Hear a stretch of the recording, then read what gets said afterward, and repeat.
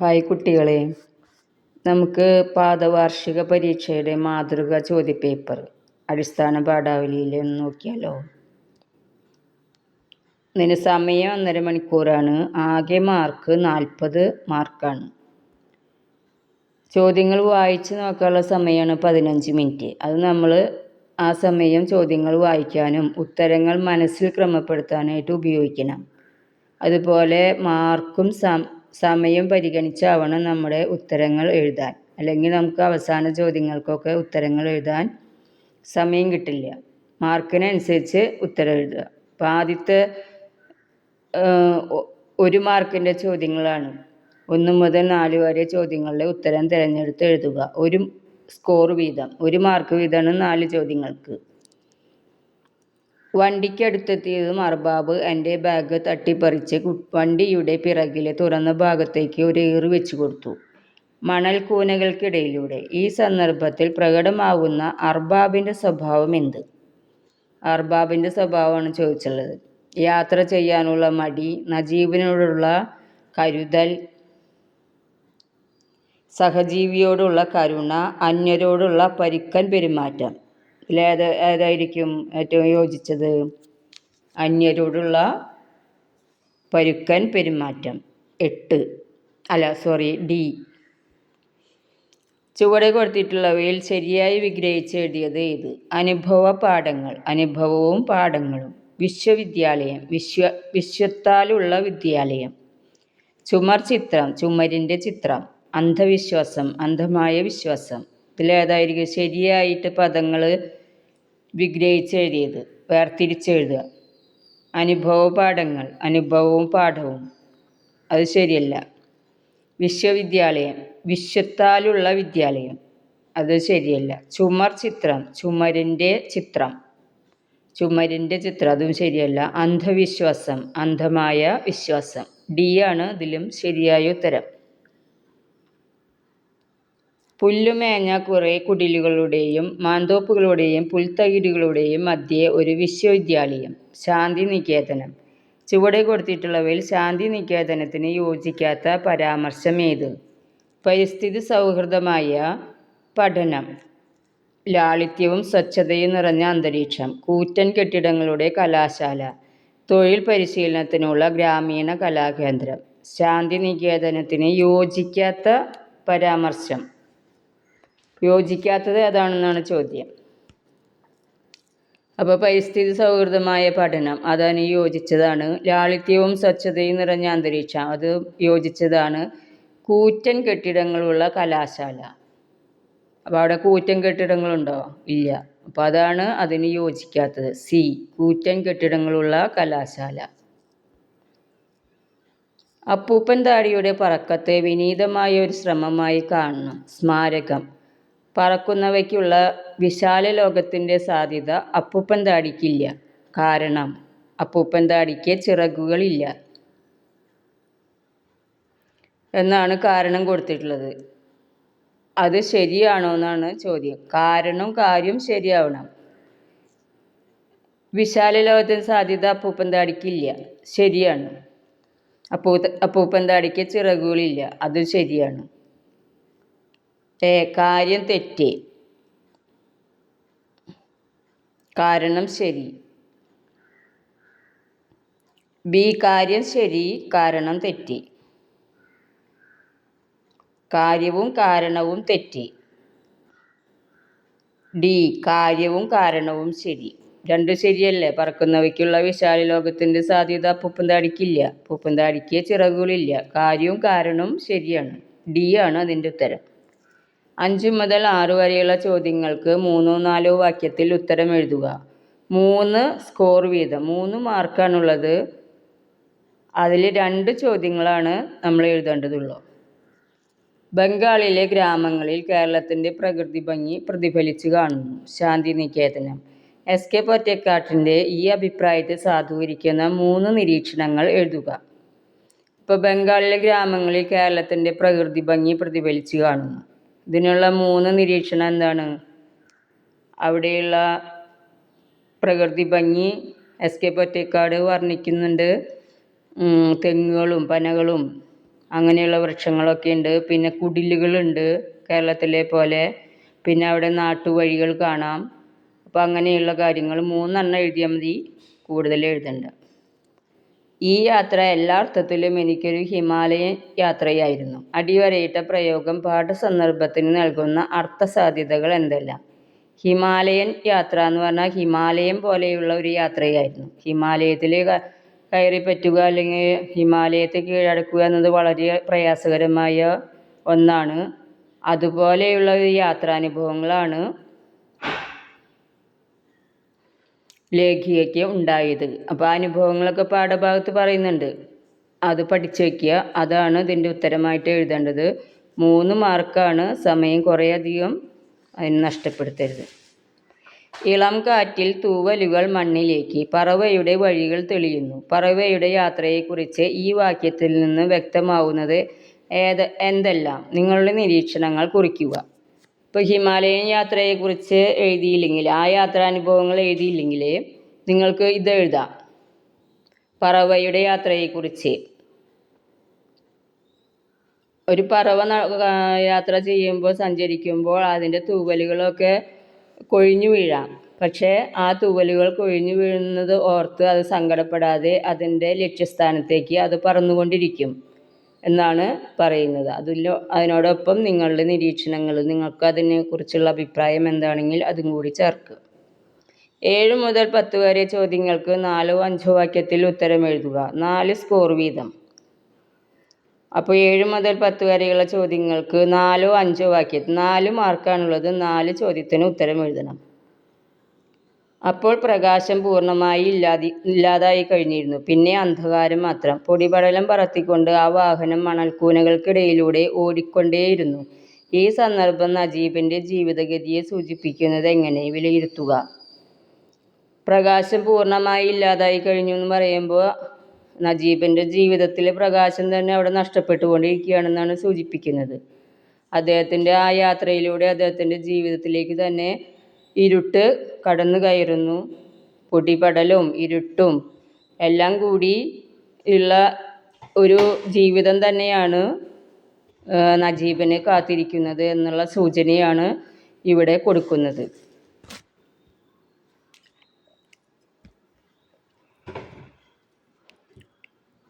എനിക്കൊന്നും അറിയില്ല എന്ന തിരിച്ചറിവാണ് ഏറ്റവും വലിയ ജ്ഞാനം. സോക്രട്ടീസ്. അറിവില്ലായ്മയുടെ ഭാരക്കുറവിൽ അത് പറക്കുന്നു. സ്മാരകം.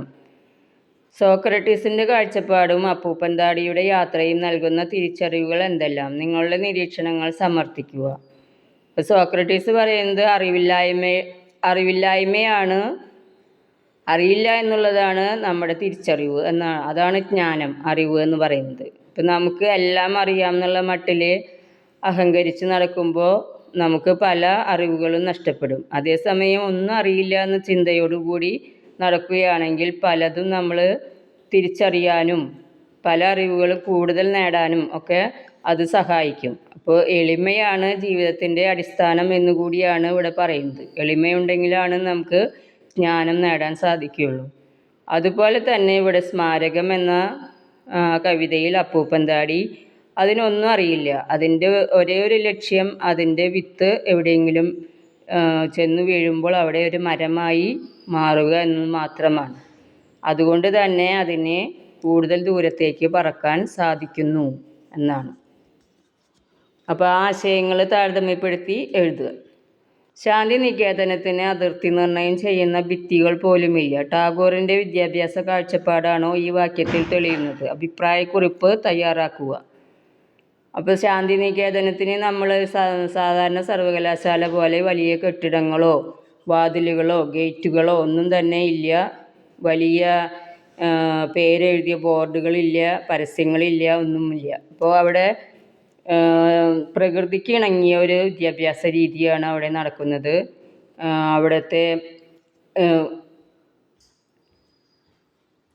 അവിടെയുള്ള വിദ്യാലയങ്ങളൊക്കെ ചെറിയ കുടിലുകൾ പോലെയാണ് നിർമ്മിച്ചിരിക്കുന്നത്. പ്രകൃതിക്ക് യാതൊരു ദോഷവും വരാത്ത രീതിയിൽ പ്രകൃതി സൗഹൃദമായ ഒരു വിദ്യാഭ്യാസ രീതിയാണ് അവിടെ ഉള്ളത് എന്നുള്ളതും നിങ്ങൾക്ക് എങ്ങനെയാണ് ആ വിദ്യാഭ്യാസത്തെക്കുറിച്ച് നിങ്ങളുടെ അഭിപ്രായവും അതിൽ എഴുതണം. മറ്റൊരാളാവാൻ ഇത്രയൊക്കെ പോരെ? ഒക്കെ പ്രായോഗിക ജീവിത പാഠങ്ങൾ. കാടുകളിൽ താളം തേടി. യാത്രാനുഭവങ്ങൾ എങ്ങനെയാണ് ഒരാളെ മറ്റൊരാളാക്കി തീർക്കുന്നത്? ദേശസഞ്ചാരങ്ങൾ ജീവിത വഴികൾക്ക് തെളിച്ചം നൽകുന്നുണ്ടോ? ഉണ്ടെങ്കിൽ എങ്ങനെ? ഇപ്പം യാത്രാനുഭവങ്ങൾ എപ്പോഴും നമ്മളെ മാറ്റിക്കൊണ്ടിരിക്കും. നമുക്ക് മറ്റുള്ള ആളുകളെ കുറിച്ച് അറിയാനും യാത്രയിൽ നമുക്കുണ്ടാകുന്ന അനുഭവങ്ങളൊക്കെ നമ്മുടെ ജീവിതത്തിൽ കുറച്ചുകൂടി ആത്മവിശ്വാസം വരുത്താനും തിരിച്ചറിവുകൾ ഉണ്ടാകാനൊക്കെ സഹായിക്കും. നമ്മുടെ ജീവിതത്തിൽ കുറച്ചുകൂടി വെളിച്ചം പകരാൻ, അറിവിൻ്റെ വെളിച്ചം പകരാൻ ഈ ദേശസഞ്ചാരങ്ങൾ ഉപകരിക്കും എന്ന് തന്നെയാണ് പറയേണ്ടത്. പാഠഭാഗത്തെ ആശയങ്ങളും കൂടി വെച്ച് അത് എഴുതണം. അല്ലെങ്കിൽ മേലെ ആകാശത്ത് നക്ഷത്രങ്ങൾ അവയുടെ വെളിച്ചം ഒളിപ്പിച്ച് ഉറക്കമായി കഴിഞ്ഞിരുന്നു. വെറുതെ ആ കറുത്ത ആകാശശൂന്യതയിലേക്ക് കണ്ണുമിഴിച്ച് ഞാൻ കിടന്നു മണൽക്കൂനകൾക്കിടയിലൂടെ. അപ്പം ആകാശത്ത് നക്ഷത്രങ്ങൾ വെളിച്ചം ഒളിപ്പിച്ച് ഉറക്കമായി കഴിഞ്ഞിരുന്നു. കറുത്ത ആകാശശൂന്യതയിലേക്ക് കണ്ണുമിഴിച്ച് ഈ നജീബ് കിടന്നു. ഇതിൽ ചോദ്യം വരുന്നത് നക്ഷത്രങ്ങൾ വെളിച്ചം ഒളിപ്പിച്ച് ഉറക്കമായി എന്ന പ്രയോഗം സൂചിപ്പിക്കുന്നത് എന്ത്? അതായത് നക്ഷത്രങ്ങൾ പോലും അവിടെ പ്രകാശിക്കുന്നില്ല. സാധാരണ ഇരുട്ടിൽ നക്ഷത്രങ്ങളാണ് നമുക്ക് വെളിച്ചം നൽകുന്നത്. അതുപോലും ഇല്ലാത്ത വിധത്തിൽ കറുത്ത ഇരുട്ടാണ് അവിടെ കാണുന്നത്. അപ്പം നക്ഷത്രത്തിൻ്റെ വെളിച്ചം പോലും നജീബിൻ്റെ ജീവിതത്തിലേക്ക് കുറച്ച് നാളേക്ക് കടന്നു വരാനില്ല എന്നൊരു സൂചന കൂടി അതിൽ കൊടുക്കുന്നുണ്ട്. അതുപോലെ നജീബിൻ്റെ ആശങ്കയും ഭീതിയും സൂചിപ്പിക്കുന്ന ഒരു വാക്യം കൂടിയാണിത്. ആ യാത്ര നജീബിന് വളരെയധികം അസ്വസ്ഥതയുണ്ടാക്കുന്നുണ്ട്. നജീബ് സ്വപ്നം കണ്ട പോലെയുള്ള ഒരു ഗൾഫ് ജീവിതമല്ല അദ്ദേഹം ആ യാത്രയിലൂടെ കാണുന്നത്. അപ്പോൾ അതുകൂടി സൂചിപ്പിക്കുന്ന രീതിയിലാണ് ഈ പ്രയോഗങ്ങൾ ഉപയോഗിച്ചിരിക്കുന്നത്.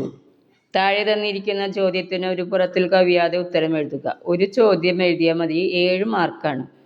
ശാന്തിനികേതനത്തിലേക്ക് പോകുന്ന 3 മൈൽ നീളത്തിലുള്ള പാത മുന്നിൽ കാണുന്നു. കാളവണ്ടി ചക്രങ്ങളുടെ പാടുകൾ പതിഞ്ഞും കുഴിഞ്ഞും ചേടിമണ്ണ് മൂടിയും കിടക്കുന്ന ജരാനര ബാധിച്ച ആ പടുകിഴവൻ പാത പാടങ്ങളുടെ നടുവിലൂടെ അങ്ങനെ വളഞ്ഞു പോകുന്നു. ശാന്തിനികേതനം. കാഴ്ചകളെ വാങ്മയ ചിത്രങ്ങളാക്കി മാറ്റുന്നവയാണല്ലോ യാത്രാവിവരണങ്ങൾ. ഇതുപോലെ നിങ്ങളുടെ ഏതെങ്കിലും യാത്രാനുഭവം അടിസ്ഥാനമാക്കി മനോഹരമായ വിവരണം തയ്യാറാക്കുക. ഇത് നമ്മുടെ പഠന പ്രവർത്തനത്തിലുള്ളതാണ്. അപ്പോൾ അതുപോലെ നിങ്ങളൊരു യാത്രാവിവരണം തയ്യാറാക്കണം. കണ്ട കാഴ്ചകളെ നല്ല മനോഹരമായി ചിത്രീകരിക്കുന്ന വിധത്തിലുള്ള യാത്രാവിവരണം ആയിരിക്കണം. അല്ലാതെ നിങ്ങൾ ബസ് ഇറങ്ങി ചായ കുടിച്ചു ചോറുണ്ടു ഇങ്ങനെ എഴുതുന്നതല്ല യാത്രാവിവരണം. അവിടെ കണ്ട പ്രകൃതിയെ മറ്റുള്ളവർക്ക് കൂടി കാണിച്ചു കൊടുക്കണം. അതാണ് വാങ്മയ ചിത്രം എന്ന് പറയുന്നത്. വാക്കുകൾ കൊണ്ട് പ്രകൃതിയുടെ ഭംഗി നമ്മൾ മറ്റുള്ളവർക്ക് കാണിച്ചു കൊടുക്കണം. അല്ലെങ്കിൽ കാഴ്ചയുടെ ഭംഗി നമ്മൾ മറ്റുള്ളവർക്ക് കാണിച്ചു കൊടുക്കണം. അങ്ങനെയുള്ള രീതിയിൽ വേണം ഇത് എഴുതാൻ. അപ്പോൾ അതങ്ങനെ മനോഹരമായൊരു വിവരണം തയ്യാറാക്കണം. അല്ലെങ്കിൽ താഴെ കൊടുത്തിരിക്കുന്ന സൂചനകളും പാഠഭാഗത്തെ ഇതര സന്ദർഭങ്ങളും പരിഗണിച്ച് നജീബ് എന്ന കഥാപാത്രത്തെ നിരൂപണം ചെയ്യുക. അപ്പോൾ അതായിരിക്കും കൂടുതൽ എളുപ്പം. നിങ്ങൾക്ക് ഏതാണ് എളുപ്പം എന്ന് വെച്ചാൽ അത് ചെയ്യുക. ഗൾഫിൻ്റെ വീതികളിലൂടെയുള്ള എൻ്റെ ആദ്യ യാത്ര. എങ്ങനെയെങ്കിലും ഞെക്കിയിരിക്കാം. അദ്ദേഹത്തിൻ്റെ കയ്യിൽ എൻ്റെ ജീവിതം സുരക്ഷിതവും ശോഭനവുമാണ്. അപ്പോൾ ഗൾഫ് അന്നത്തെ നജീബിൻ്റെ ഒരു സ്വപ്നമായിരുന്നു. അവിടെ ചെന്നത് എനിക്ക് ജീവിതത്തിൽ കുറേയധികം നേട്ടങ്ങൾ ഉണ്ടാക്കാമെന്ന് സ്വപ്നം കണ്ടിട്ടാണ് നജീബ് പോകുന്നത്. പക്ഷേ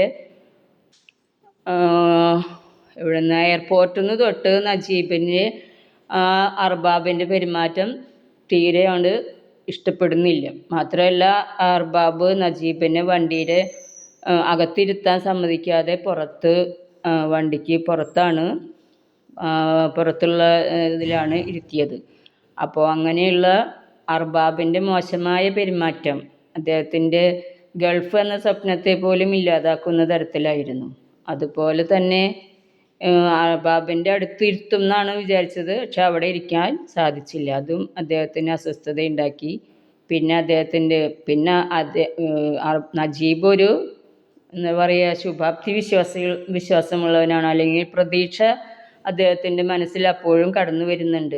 ഈ അർബാബിൻ്റെ കയ്യിൽ തൻ്റെ ജീവിതവും ശോഭനവുമായിരിക്കുമെന്ന് അപ്പോഴും നജീബ് ചിന്തിക്കുന്നുണ്ട്. ആ നോവലിലുടനീളം ആ ഒരു പ്രതീക്ഷ, തന്നെ രക്ഷപ്പെടുത്താൻ ആരെങ്കിലും വരും എന്നുള്ള പ്രതീക്ഷ നജീബിന് ഉണ്ട്. അവസാനം ആ നോവലിൽ അങ്ങനെ തന്നെ സംഭവിക്കുന്നു. അപ്പോൾ ജീവിതത്തിലെ പ്രതിസന്ധികളിലും നജീബ് തൻ്റെ പ്രതീക്ഷ കൈവിടുന്നില്ല എന്നുകൂടി ഈ കഥാപാത്ര നിരൂപണത്തിൽ നമുക്ക് ചേർത്തെഴുതാം.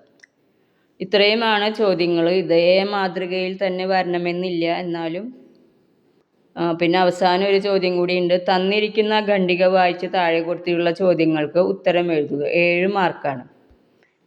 അപ്പം ഇത് വായിച്ച് നോക്കിയിട്ട് നന്നായി വായിക്കണം. അതിനുശേഷം ഇതിൽ കൊടുത്ത് വെളുത്ത ഭിത്തി എന്ന അർത്ഥത്തിൽ ഉപയോഗിച്ചിരിക്കുന്ന പദം ഏത്? അതൊരു മാർക്കിൻ്റെയാണ്. വെളുത്ത ഭിത്തി. ഇപ്പോൾ വായിച്ച് നോക്കുക. എന്താണ് വിക്ടോറിയ ജലപാതം? അംഗോളയുടെ മലകളിൽ നിന്ന് കാടിറങ്ങി വരുന്ന സിംബാസി നദി അനവധി പോഷക നദികളെ ജലത്താൽ പെരുകി സാംബിയായുടെ സമതലങ്ങളിൽ അതിവിശാലമായ പ്രവാഹമായി പരന്നൊഴുകി. തെക്ക് സിംബാബ്വേയുടെ അതിർത്തിയിൽ വെച്ച് ഏതാണ്ട് 350 അടി താഴ്ചയും 1.25 കിലോമീറ്റർ വീതിയുമുള്ള ഒരു പാറപ്പിളർപ്പിലേക്ക് ഭൂമി കുലുക്കിക്കൊണ്ടും ഗർജിച്ചുകൊണ്ടും ഭൂമുഖത്തെ ഏറ്റവും വലിയ വീഴുന്ന ജലപ്പാളി വിടർത്തി കാണിച്ച് നമ്മെ നടുക്കിക്കൊണ്ടും സ്വയം ചൊരിയുന്ന അവിശ്വസനീയമായ കാഴ്ചയാണ് വിക്ടോറിയ വെള്ളച്ചാട്ടം. മത്സ്യങ്ങളെയും മുതലകളെയും തോണികളെയും ഏന്തിയും മേഘങ്ങളെയും പക്ഷികളെയും സൂര്യനെയും നക്ഷത്രങ്ങളെയും നെളിപ്പിച്ചും വിശാലമായി ഒഴുകിവന്ന മഹാനദി ഒരു നിമിഷം കൊണ്ട് തകിടം മറിഞ്ഞ് താഴത്തെ കരിമ്പാറകളിൽ പുകഞ്ഞുകൊണ്ട് കുത്തനെ കുതിച്ചു വരുന്ന ഒരു ധവള ഭിത്തിയായി മാറും. ഇപ്പം നമ്മുടെ ചോദ്യത്തിൻ്റെ ഉത്തരം കിട്ടി.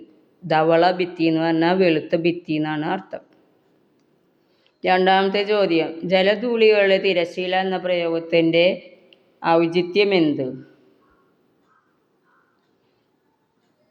ജലധൂളികളുടെ തിരശ്ശീല എന്ന് പറയുന്നതിൻ്റെ ഔചിത്യം എന്താണ്?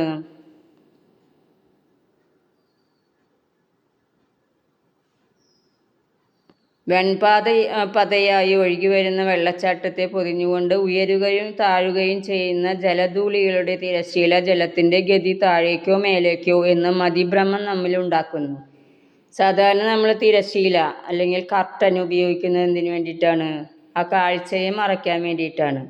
അതുപോലെ ഇവിടെ വെൺപത എന്ന് പറഞ്ഞാൽ വെളുത്ത പത, അതായത് വെള്ളച്ചാട്ടത്തിൻ്റെ ശക്തിയിലുണ്ടാകുന്ന വെളുത്ത പത, അത് വെള്ളച്ചാട്ടത്തെ പൊതിഞ്ഞുകൊണ്ട് മുകളിലേക്ക് ഉയരുകയും താഴുകയും ചെയ്യുന്ന ജലധൂളികളുടെ തിരശ്ശീല ജലത്തിൻ്റെ ഗതി താഴേക്കോ മേലേക്കോ എന്ന മതിഭ്രമം നമ്മിലുണ്ടാക്കുന്നു.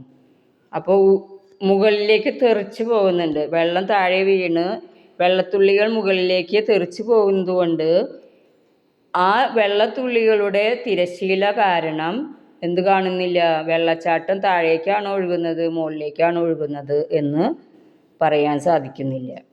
തിരശ്ശീല എന്ന പ്രയോഗം കൊണ്ട് അതാണ് ഉദ്ദേശിക്കുന്നത്. കാഴ്ചയുടെ അനുഭൂതി ലേഖകൻ വായനക്കാർക്ക് പകർന്നു നൽകുന്നത് എങ്ങനെ? അതിവിടെ പറയുന്നുണ്ടല്ലോ, ഇവിടെ വർണ്ണിച്ചുകൊണ്ട് പറയുന്നുണ്ട്.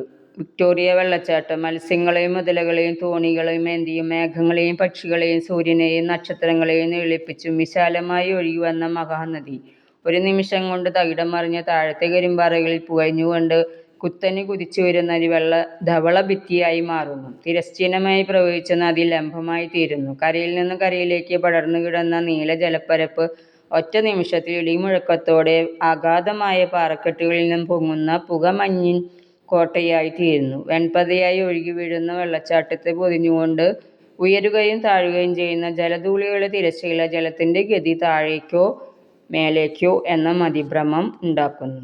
ഇതിലൊക്കെ ആ കാഴ്ചകളാണ്. അത് എത്രത്തോളം എഴുതണം? 2 മാർക്കുള്ളോ? ചുരുക്കി എഴുതാം. വിക്ടോറിയ വെള്ളച്ചാട്ടം അവിശ്വസനീയമായ കാഴ്ചയായി മാറുന്നത് എങ്ങനെ?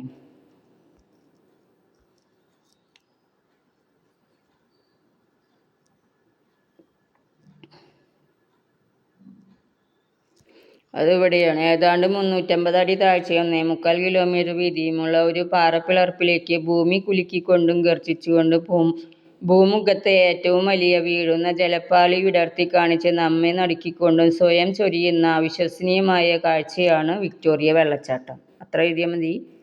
2 മാർക്കാണ്. അപ്പോൾ മാർക്ക് അനുസരിച്ചും സമയം അനുസരിച്ചും ഉത്തരം എഴുതുക. അവസാനത്തെ ഉത്തരം എഴുതാൻ പറ്റിയില്ല എന്ന് വരരുത്. മാർക്കിനനുസരിച്ച് ആദ്യത്തെ ഉത്തരങ്ങൾ ചെറുതാക്കി ഒക്കെ എഴുതണം. എന്നാലേ നമുക്ക് അവസാന ഉത്തരങ്ങൾ എഴുതാൻ സമയം കിട്ടുള്ളൂ. പിന്നെ എല്ലാവരും നന്നായി പരീക്ഷ എഴുതി വരണം, നല്ല മാർക്ക് വാങ്ങിക്കണം. എല്ലാവർക്കും ഗുഡ് ലക്ക് ആശംസിക്കുന്നു. Okay, thank you.